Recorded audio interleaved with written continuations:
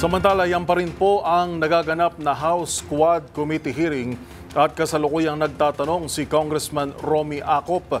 At kagaya ng sinabi kanina ni Congressman Ace Barbers, matapos ang pagtatanong ni Congressman Akop, magpapatuloy na ang pagdinig sa talagang agenda ngayong araw na pagdinig sa illegal na pogo. At atin pong babalikan yan sa pagpapatuloy ng ating special coverage maya-maya lamang.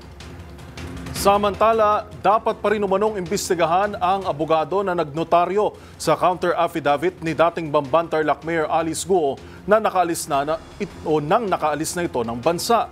Ayon kay Senator Risa Ontiveros, hindi lamang ang kliyente ang nagsisinungaling ang dapat panagutin, kundi pati ang abogado na sangkot dito. Narito ang buong ulat ni Raymond Dadpaas. Pinaiimbestigahan ni Senador Risa Hontiveros ang abogadong nagnotaryo sa counter affidavit ni dismissed Bamban Tarlac Mayor Alice Guo kahit na nakalis na ito ng Pilipinas.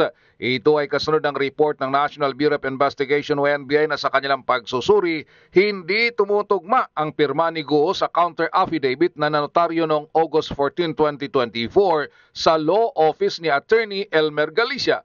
Sa hearing ng Senate Committee on Women and Children noong araw ng Martes, sinabi ni Guo na pinirmahan niya ito bago siya umalis ng bansa.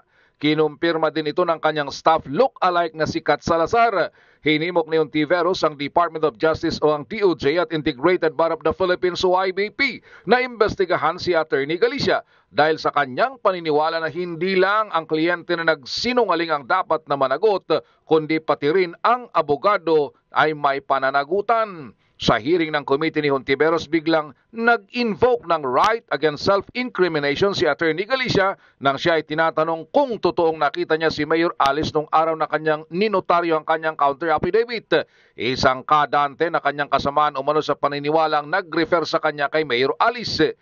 Natuklasan din sa hearing na ang mga staff ni Guo ay humingi ng tulong sa executive assistant ni Mayor Liseldo Dong Kalugay ng Sual, Pangasinan upang humanap ng abogado na siyang nagnotaryo.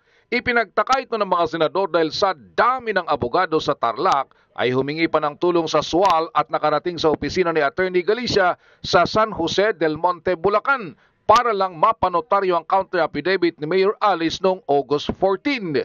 Kahit na buwan pa lang ng Hulyo ay nakaalis na ito ng bansa at nasa Malaysia bago siya naaresto sa bansang Indonesia. Para sa MBC TV Network News, ito si Raymond Dadpaas ng DZRH. Una sa Pilipinas, una sa Pilipino.